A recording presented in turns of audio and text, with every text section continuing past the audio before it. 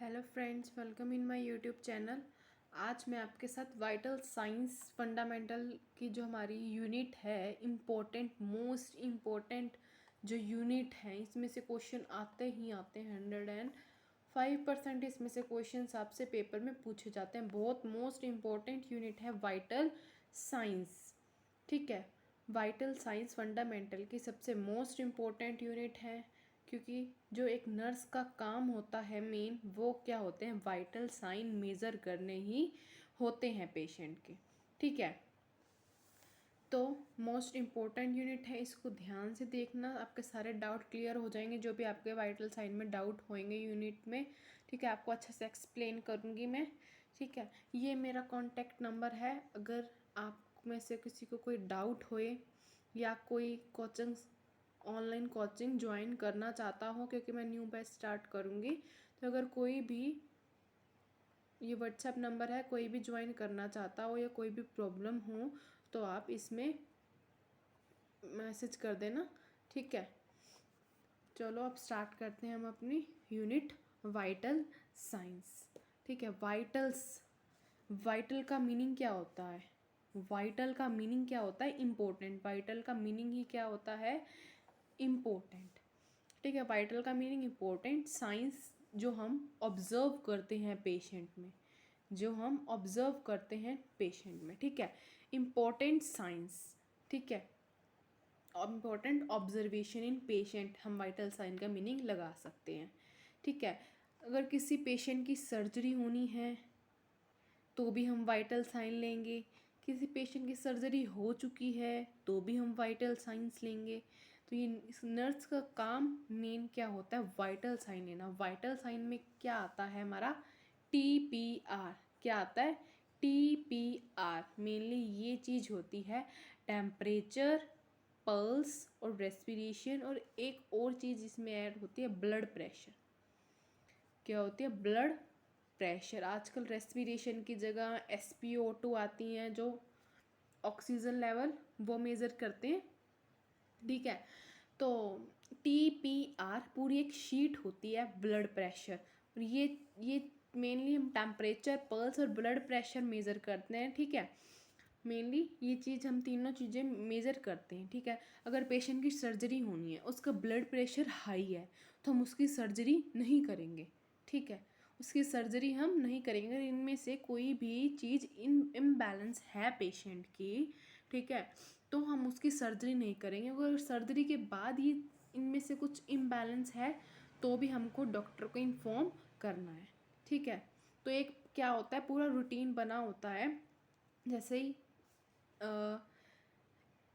जैसे करते हैं 8 बजे सुबह, हॉस्पिटल में क्या होता है, 8 बजे सुबह क्या करा, तीनों चीज़ें करनी है, वाइटल्स लेने हैं सबके। पूरी एक शीट होती है, TPR शीट, उसमें पूरा मेंटेन करके रखना होता है। टेम्परेचर, जैसे पूरा ये पेशेंट का नाम होएगा, एक पूरी की पूरी फाइल पेशेंट की तैयार होती है। ठीक है, उसमें पूरी की पूरी आपका रोज़ का मेंटेन होते हैं। TPR एक शीट होएगी पूरी आपकी TPR, उसमें पूरे का पूरा आपका लिखना होगा। जैसे टेम्परेचर इसका इतना था, इसका इतना, पूरा मेंटेन करनी होती है शीट को। और आप जैसे 8 बजे में आप ली, इवनिंग मॉर्निंग में आपकी होगी, आपने ले लिए वाइटल्स, फिर आपको दोपहर को लेने होंगे 1 या 2 बजे लेने हैं, फिर आपको 6 बजे लेने हैं, फिर आपको रात को, मतलब 4 या 5 बार ही हमको वाइटल्स पेशेंट के लेने होते हैं। ठीक है, तो अब हम इस यूनिट में क्या पढ़ेंगे? मेन हमने पढ़ना ही यही है, TPR, वाइटल्स हमारे यही होता है। तो हम एक एक करके इन सब को पढ़ेंगे। वाइटल्स मेन इस यूनिट का आपको समझ में आ गया होगा। मैंने आपको बता दिया कि क्या होते हैं वाइटल साइन, और पूरा अच्छा एक्सप्लेन कर दिया है। ठीक है, तो हम आप शुरू करते हैं, इससे टेम्परेचर से शुरू करते हैं। टेम्परेचर से हम शुरू करते हैं। ठीक है, इससे टेम्परेचर को शुरू करने से पहले मैं आपको ये जो इम्पोर्टेंट क्वेश्चन है, 2 मार्क्स में पूछा जाता है, how we measure vital science. ये पूछा जाता है mainly, how we measure vital sign, ये क्वेश्चन मेनली पूछा जाता है। तो हम इसको 4 तरीक़ों से वाइटल साइन को मेज़र कर सकते हैं। फर्स्ट हो गया इंस्पेक्शन, फर्स्ट हो गया इंस्पेक्शन। सेकंड हो गया अस्कल्टेशन, अस्कल्टेशन। थर्ड हो गया पाल्पेशन। फोर्थ हो गया परकशन। क्या मीनिंग है मैं आपको एक्सप्लेन करती हूँ। इंस्पेक्शन तो आपको नाम से पता लग रहा है, ऑब्जर्व करके, पेशेंट को ऑब्जर्व करके हम उसके वाइटल साइन का पता लगा। अगर किसी को बुखार है तो पता लग जाता है ना, बहुत ज़्यादा उसको शिवरिंग हो रही होगी, ठीक है। अगर किसी का बीपी हाई है तो बहुत ज़्यादा उसको सर में दर्द, चक्कर आ रहे होंगे, ठीक है। तो हम उसको ऑब्जर्व करके एक तो हम वाइटल साइन का पता लगा सकते हैं, ठीक है। ये मेथड्स हैं मेजरमेंट करने के, ठीक है। और फिर आता है अस्कल्टेशन। अस्कल्टेशन में क्या होता है, लिसनिंग साउंड के द्वारा, लाइक स्टेथोस्कोप से हमने साउंड को लिसन करा, ठीक है। तो लिसनिंग के हेल्प के थ्रू हम कर सकते हैं। पाल्पेटेशन क्या होता है, ये होता है एक art of feeling with hand, hand से हम उसको फील करके, फील विद हैंड, ठीक है। और प्रकशन में क्या होता है, प्रकशन में क्या, टैप करके उस एरिया को, जैसे बताया उसने पेट में दर्द है तो उसको एरिया को टैप करके, हाथ लगा के दबा के टैप करके हम उसको पता लगाएं, ठीक है। तो ये क्या हो गया हमारा वाइटल साइन को मेजरमेंट करने के मेथड हो गए। अब हम टीपीआर को पढ़ेंगे डिटेल में, ठीक है। सबसे हम पहले पढ़ते हैं टेम्परेचर को, ठीक है। हम सबसे पहले पढ़ते हैं टेम्परेचर को। जो हमारा बॉडी टेम्परेचर होता है वो दो में डिवाइड हम देख सकते हैं। एक देख सकते हैं हम सेल्सियस में, एक देख सकते हैं हम फ़ारेनहाइट में। जो हमारा थर्मामीटर होता है, पूरे एक थर्मामीटर पे मैंने वीडियो अपलोड कर रखी है, आप वो देख सकते हो मेरे अपलोड्स वीडियो में मैं अपलोड कर रखेगी। मरकरी वाला जो होता है उसमें हम कैसे थर्मामीटर को देख सकते हैं, और जो डिजिटल वाला है वो भी, ठीक है, कैसे हम उसमें देखते हैं। तो आप थर्मामीटर को अगर आपको नहीं पता कि कैसे देखते हैं तो आप मेरी वीडियो वो देख सकते हो, मैंने अपलोड कर रखी है, ठीक है। तो क्योंकि आपको ये आना चाहिए, बीपी मेज़र करना, टेम्परेचर मेज़र करना, ये सब कुछ आपको बेसिक चीज़ आनी चाहिए, क्योंकि एक नर्स का काम मेनली यही होता है, ठीक है। तो टेम्परेचर हम दो में करते हैं, एक सेल्सियस में और एक फ़ारेनहाइट में, ठीक है। जो सेल्सियस में नॉर्मल टेम्परेचर होता है वो होता है हमारा 37 डिग्री सेल्सियस। और जो फ़ारेनहाइट में नॉर्मल होता है, जो फ़ारेनहाइट में नॉर्मल टेम्परेचर होता है वो होता है 98.6 फ़ारेनहाइट। अगर इससे अबव है, सेल्सियस में देखें लाइक 38 है तो मतलब पेशेंट को फीवर है। अगर सेल्सियस में 38 आ रहा तो फ़ारेनहाइट में भी आएगा ही ज़्यादा। तो अगर जैसे फ़ारेनहाइट में आ जाएगा 99.3 फ़ारेनहाइट जैसे आ गया तो मतलब पेशेंट को फीवर है, ठीक है। तो ये टेम्परेचर की नॉर्मल रेंज थी। नॉर्मल रेंज कितनी होती है, सेल्सियस में देखें तो 37 डिग्री सेल्सियस, फ़ारेनहाइट में देखें तो 98.6 फ़ारेनहाइट, ठीक है। अब हम पढ़ते हैं, हम टेम्परेचर को मेज़र किससे करते हैं, थर्मामीटर से।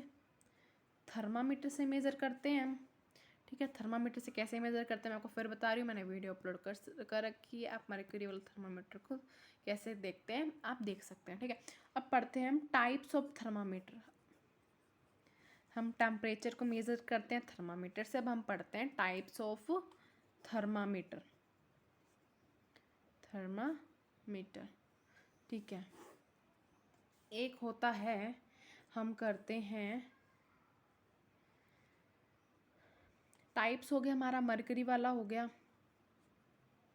डिजिटल, हो गया, ये हमारा तो क्या हो गया टाइप्स ऑफ थर्मामीटर हो गए, ठीक है। लेकिन अब अभी ये डिजिटल और मरकरी वाला हम इसको कैसे कहाँ कहाँ पे मेज़र कर सकते हैं हमारी बॉडी साइट्स पे, ठीक है। हम साइट्स ऑफ बॉडी पे कहाँ कहाँ मेज़र कर सकते हैं वो देखते हैं हम। जैसे एक होता है ऑरली, ऑरली तो हम मुंह में रख के, ठीक है, हमने रख लिया मुंह में। अगर हम रख रहे हैं तो हमने इसको कितनी देर रखना होता है, 1 मिनट में हमारा आ जाता है, ठीक है। ऑरली मतलब मुंह में टंग के नीचे रखना होता है। नेक्स्ट आता है ऑरली हो गया एक, और होता है एक्सिलरी। एक्सिलरी में क्या होता है, आर्म पिट के नीचे रखना होता है, 2 मिनट रखना होता है ये, ठीक है। थर्ड होता है रेक्टम में। जो रेक्टम होता है उसमें टेम्परेचर को मेज़र करना। ये भी हम 2 मिनट ही रखते हैं यहाँ पे। रेक्टम में हम क्यों मेनली हम किसका करते हैं? इन्फ्लुएंस का। इन्फ्लुएंस जो बिल्कुल होते हैं, जो भी पैदा हो रखे हैं, उसका हम रेक्टम में थर्मामीटर को रखकर टेम्परेचर मेज़र करते हैं। क्योंकि वो मुंह में या फिर आर्म पिट में इन जैसे नहीं रख सकता, रेक्टम में तो हम उनका रख सकते हैं। ठीक है, तो इन्फ्लुएंस का हम कहाँ पे मेनली चेक करते हैं? रेक्टम में। उनका जो रेक्टम थर्मा साइट होती है वो मेनली इन्फ्लुएंस के लिए यूज़ होती है। ठीक है, लेकिन जो एक मेन बात होती है, हम जो इन तीनों में देखना है, ओरली में जो नॉर्मल बॉडी टेम्परेचर होता है वो होता है 98.6 होता है। एक्सिलरी में क्या होता है? 99.6 अगर आता है तो वो नॉर्मल माना जाता है। और इन्फ्लुएंस रेक्टम जो में थर्मामीटर जो यूज़ होता है उसमें एक जो नॉर्मल होता है 97.6 नॉर्मल माना जाता है। ये चीज़ आपको याद रखने की है। ओरली में तो 98.6, एक्सिलरी थर्मामीटर में जो यूज़ आर्म पिट में रखते जो यूज़ होते हैं वो 99.6 नॉर्मल माना जाता है। और रेक्टम में 97.6 नॉर्मल होता है। अगर 98.6 है तो मतलब पेशेंट को फीवर है। ठीक है, बच्चे में होता है, बच्चे को फीवर है। ठीक है, तो ये हमने पढ़ा कि थर्मामीटर कहाँ कहाँ यूज़ होता है, कौन कौन से टाइप होते हैं। और अब हम पढ़ते हैं regulation of body temperature. Next topic है जो हमारा रेगुलेशन ऑफ बॉडी टेम्परेचर कैसे कर सकते हैं। ठीक है, अगर पेशेंट को फीवर है तो हम उसका बॉडी टेम्परेचर जो है उसको हम कैसे रेगुलेट कर सकते हैं, हम नॉर्मल ला सकते हैं। एक तो जो उसका रूम का टेम्परेचर है वो डिक्रीज़ होना चाहिए। बोलते हैं ना, अगर फीवर है तो एसी ऑन कर दो, उससे क्या होएगा, जब टेम्परेचर, एक तो रूम का अगर गर्म होएगा टेम्परेचर, अगर किसी का रूम का टेम्परेचर भी गर्म है और बॉडी का टेम्परेचर भी हाई हो रखा है तो और ज़्यादा दिक्कत की बात है ना। इसलिए रूम का टेम्परेचर हम ठंडा कर सकते हैं, हम रूम का टेम्परेचर डिक्रीज़ कर देंगे। ठीक है, उसको कोल्ड बाथ देंगे, ठंडे पानी से नहलाओ, कोल्ड स्पंजिंग करो, रख माथे के ऊपर ठंडा ठंडा बर्फ़ वाला पानी से। ठीक है, और क्या कर सकते हैं, अगर जैसे कईयों को ठंड लगती है, बहुत शिवरिंग होती है। शिवरिंग किस लिए होती है? शिवरिंग इसलिए होती है, शिवरिंग अपोजिट काम करती है, अपोजिट काम करती है। शिवरिंग नहीं होएगी तो दिक्कत वाली काम हो जाती है। शिवरिंग क्या करती है, हमारी रेगुलेशन, बॉडी जो टेम्परेचर है उसको कंट्रोल करती है। उधर से बॉडी अगर शिवरिंग नहीं होएगी तो दिक्कत वाली काम होती है। इसलिए हम क्या करते हैं, जैसे कईयों को नॉलेज नहीं होती, तो वो शिवरिंग हो रही है, बच्चा काँप रहा है या बंदा जो भी है काँप रहा है, जिसको फीवर है, उसको हम क्या करते हैं, उसको रजाई दे देते हैं और रजाई ओढ़ ले भाई, ठंड लग रही है। लेकिन ऐसे नहीं होना चाहिए। बल्कि उसको एक ठंडा इन्वायरमेंट प्रोवाइड करना चाहिए। पहले ही बॉडी टेम्परेचर गर्म है, तुम रजाई दे दोगे और ज़्यादा बॉडी टेम्परेचर उसका हाई हो जाएगा। ठीक है, इसलिए कभी भी किसी भी पेशेंट या कोई भी आपको मिलता है तो आप उसको ये ही क्या सजेस्ट करोगे कि आपको ठंड लग रही है, लगने दो, शिवरिंग होनी अच्छी बात है। ठीक है, ठीक है, तो बॉडी टेम्परेचर हाई हो रखा है तो शिवरिंग उसका अगेंस्ट काम कर रही है, तो इसलिए रजाई रजुई नहीं ओढ़ के अपना ठंड लगने दो, बॉडी नॉर्मल टेम्परेचर होने दो। ठीक है, ये हम सब कुछ कर सकते हैं एक बॉडी टेम्परेचर को नॉर्मल लाने में। ठीक है, रेगुलेट करने में। तो हमने टेम्परेचर के बारे में पढ़ लिया सारा। नेक्स्ट हम पढ़ते हैं ब्लड प्रेशर के बारे में। ब्लड प्रेशर, ब्लड प्रेशर मतलब बीपी। ठीक है, ब्लड प्रेशर मतलब बीपी। नॉर्मल रेंज कितनी होती है बीपी की? 120/80। 120/80। 120 टाइप्स होते हैं, 2 टाइप्स के होते हैं ना, 2 टाइप्स हो गया। एक होता है सिस्टोलिक, एक होता है डायस्टोलिक। सिस्टोलिक में क्या, 120 वाला और 80 वाला। डायस्टोलिक जो ये हमारा सिस्टोलिक है, ये हमारा डायस्टोलिक है। ठीक है, और क्या होता है इसमें, हमारा नॉर्मल रेंज बता दी मैंने आपको, 120 ये हमारा एक इंस्ट्रूमेंट होता है, कफ होता है, उसमें वो बांधना होता है हमको, ठीक है। इस पर मैं आपको एक वीडियो बनाऊंगी कि बीपी को कैसे मेज़र करते हैं, क्योंकि बीपी और टेम्परेचर तो एक नर्स को आना ही चाहिए, ठीक है। अब इसमें अल्ट्रेशन कुछ होती हैं बीपी में।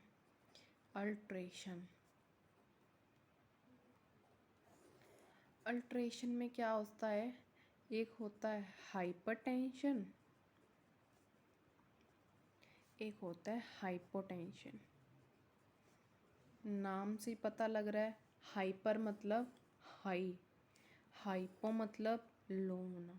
अगर बीपी हमारा मेनली 120 नॉर्मल रेंज बताइए, और अगर 130 से, एडल्ट्स की बात कर रही हूँ, 130 से हाई होता है तो मतलब उसको हाइपरटेंशन है। अगर सिस्टोलिक 130 से हाई होता है और डायस्टोलिक 90 से अबव हो जाता है तो मतलब उसको हाइपरटेंशन है। और अगर बीपी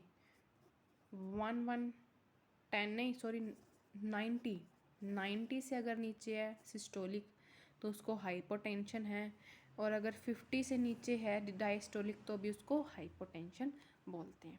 तो ये अल्ट्रेशन होती हैं ब्लड प्रेशर में, ठीक है। अगर हमारा नॉर्मल मैंने बताया 120 होता है और 80 होता है, 120 हमारा सिस्टोलिक और 80 हमारा डायस्टोलिक। अगर 130 से ऊपर चला जाता है हमारा सिस्टोलिक तो उसको हाइपरटेंशन है, और अगर 90 से ऊपर चला जाता है डायस्टोलिक वाला तो भी उसको हाइपरटेंशन बोलते हैं। अगर हमारा सिस्टोलिक 90 से नीचे चला जाता है तो हम हाइपोटेंशन, और अगर हमारा डायस्टोलिक 50 से नीचे चला जाता है तो भी हम उसको हाइपोटेंशन बोलते हैं। मेनली ब्लड प्रेशर में यही है, ठीक है, मैंने आपको बता दिया। अब हम पढ़ते हैं पल्स के बारे में। नेक्स्ट टॉपिक हमारा आता है पल्स।